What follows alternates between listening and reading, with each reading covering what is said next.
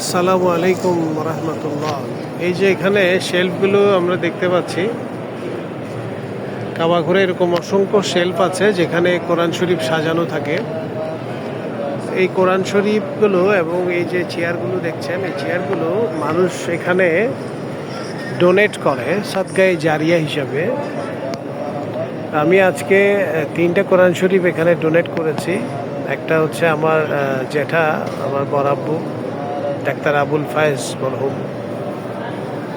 আরেকজন হচ্ছে আমার আব্বা, ওনার সুস্থতা কামনায় জনাব আবু মোহাম্মদ হুসাইনের। আর আমার চাচা কাকা অ্যাডভোকেট মির্জা কসির উদ্দিনের।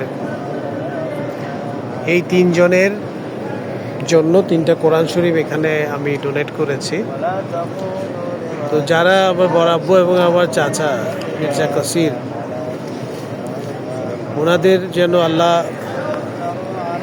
গুনাহগুলো মাফ করে দেয়। ওনাদের এই কাবা ঘরে এই কোরআনটা অনেকে পড়বে, সেই পড়ার মধ্য দিয়ে এখান থেকে যে সোয়াবটা হবে, এই সোয়াবের উসিলাই হলেও আল্লাহ যেন ওনাদের গুনাহগুলো মাফ করে দেয়।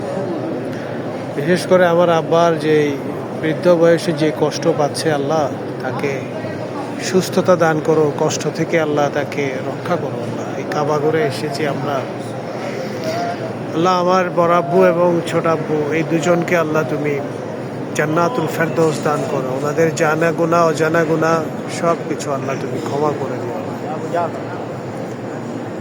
আল্লাহ সবাইকে আল্লাহ সুস্থ রাখিও। আল্লাহ সবার আর্থিক, মানসিক, শারীরিক সব ধরনের কষ্ট আল্লাহ দূরীভূত করে দিও। সবাইকে আল্লাহ তোমার নির্দেশিত পথে চলার জন্য তৌফিক দান করিও। আসসালামু আলাইকুম ওয়া রাহমাতুল্লাহ।